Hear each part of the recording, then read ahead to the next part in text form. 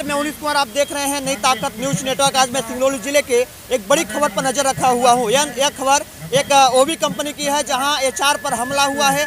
HR पर हमला होने के कारण वहां के विस्थापितों को रोजगार न मिलना और बी ब्लॉक गोरबी एनसीएल में जो यह लगातार विवाद बनता जा रहा है और विस्थापितों की लड़ाई लड़ने वाले कांग्रेस के एक नेता जो भास्कर मिश्रा हैं, लगातार यह प्रयास करते रहे हैं। आज आखिर एचआर पर मार क्यों हुई, इस पर विशेष चर्चा करेंगे। आपका स्वागत है पहले नई ताकत न्यूज नेटवर्क पर। धन्यवाद। मैं पूछना चाहता हूँ, एचआर पर जिस तरह हमला हुआ है जो नीलकंठ कंपनी के, आखिर क्यों ऐसा विवाद बना कि हमला करना? मैं आपकी जानकारी थोड़ा दुरुस्त करना चाहता हूँ अवनीश जी। एचआर पर हमला नहीं हुआ है। वहाँ लोग जो विस्थापित बी ब्लॉक के लोग हैं अपनी जायज़ मांगों के लिए, जबकि जो कि पहले से उनका लाइसेंस रख लिया गया है, डॉक्यूमेंट्स रखे ले गए हैं। आज 24 तारीख के पहले 24 नवंबर को आपको याद होगा हम लोगों ने आंदोलन किया था। प्रशासन ने स्वयं लेकर के भी रखा हुआ है। ये सब कागजात रखने के बावजूद बार बार उनको बुलाया जाता है और जब वो लोग जाते हैं तो उनके साथ बदतमीजी की जाती है। चाहे वो एनसीएल प्रबंधन हो चाहे नीलकंठ कंपनी, दोनों लोग विस्थापितों के साथ वहाँ के जो कर्मचारी अधिकारी हैं वो जो है तो वहाँ के विस्थापितों के साथ जो है बदतमीजी करते हैं, लगातार आए दिन बदतमीजी करते हैं। उनको कीड़े मकोड़े जैसे उनके साथ व्यवहार किया जाता है, अपमानित किया जाता है।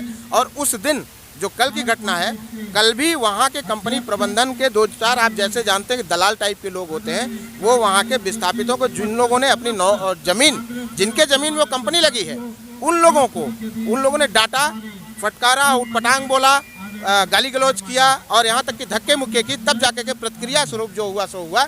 और ऐसा बिल्कुल नहीं है कि एचआर पिटा है। ये एचआर तो केवल नाटक कर रहा है, वो तो पिटा ही नहीं। आप बताइए, अगर पिटा होता तो वो थाने में जाकर के आपने वीडियो देखा होगा, वीडियो में दुरुस्त दिख रहा है। जो पिटाई जिसकी होती है तो हॉस्पिटल में होता है कि थाने में जाके एफआईआर कराता है स्वयं। बताइए, तो क्या लगता है कि लोगों को अब न्याय मिल पाएगा? क्योंकि जो विवाद गहराता जा रहा है, क्या माइनिंग अब काम कर पाएगी वो नीलकंठ वहाँ? पहली बात तो देखिए, जो पुलिस और प्रशासन ने वहाँ के विस्थापितों के साथ अन्याय किया है, वहाँ पे काउंटर मुकदमा कायम होना चाहिए था। जिस तरीके से पुलिस ने केवल विस्थापितों के प्रति विस्थापितों के खिलाफ मुकदमा कायम किया है, एक तरफा मुकदमा कायम किया है, कंपनी के पक्ष में जाकर के एक तरफा मुकदमा कायम किया है, उसकी मैं घोर भर्त्सना करता हूँ। और इसके खिलाफ कंपनी के लिए भी मुकदमा कायम होना चाहिए, कंपनी पर भी मुकदमा कायम होना चाहिए।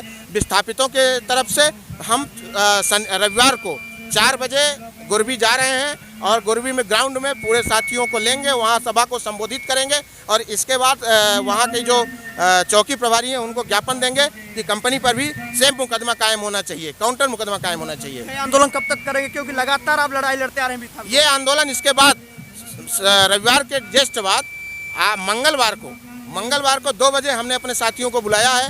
उन लोगों को, जैसा कि आपने सुना होगा कि 15 दिसंबर को कलेक्टर महोदय ने वहाँ के विस्थापितों की सुनवाई की थी। उसके लिए बाकायदा उन्होंने फार्म आवेदन लिया था और उसके लिए रिसीविंग दिया था। वो रिसीविंग है, आप लोग इधर आ जाइए, जो आप रिसीविंग है, वो रिसीविंग लेकर के सारे लोगों को हम बुलाएंगे और साथ में जाकर के कलेक्टर महोदय से पूछेंगे कि ये आपकी रिसीविंग का क्या परिणाम निकला। जो आपने सुनवाई की, इतने दूर दूर से लोगों को बुला के परेशान किया, जबकि आपने वादा किया था कि हम गांव में जाएंगे, लोगों के बीच में जाके सुनवाई करेंगे, तो ऐसा ना करके आपने लोगों को बुलाया।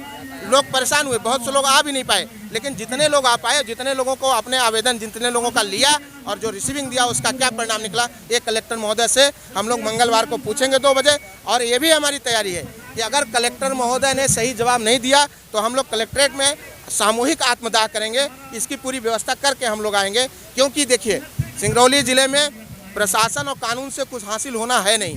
और अगर हम लोग मारेंगे पीटेंगे, 2 ही तरीका है, देखिए, मारो या मर जाओ, ठीक है। अगर मारते हैं तो देखिए एक तरफा मुकदमा कायम होता है, ठीक है। और अब एक ही चारा बना है कि हम लोग सामूहिक आत्मदाह कर लें और मर जाएं। प्रशासन का जो भ्रष्ट पेट है तो शायद भर जाए और सिंगरौली का जनता का, आने वाली पीढ़ी का कुछ कल्याण करें। क्या यह सब विवादों का कारण कहीं एचआर तो नहीं है? पूरी तरीके से एचआर है। इतना भ्रष्ट एचआर ही केवल नहीं, जीएम चंद्रा, उसका जो एलोक चंद्रा जीएम, और जो एनसीएल का कोई वो है, याद नहीं आ रहा मैं उसका नाम, वहाँ का जो प्रबंधन कह लीजिए, जीएम भी शामिल है उसमें, एनसीएल के जीएम शामिल हैं और एनसीएल के 2 सहयोगी और हैं, जो एचआर एसओपी है और एक उसमें जो लैंड रिकॉर्ड वगैरह देखते हैं, जो विस्थापितों से प्रभावित है, सुधाकर कुमार या सुधीर कुमार कुछ ऐसे नाम है।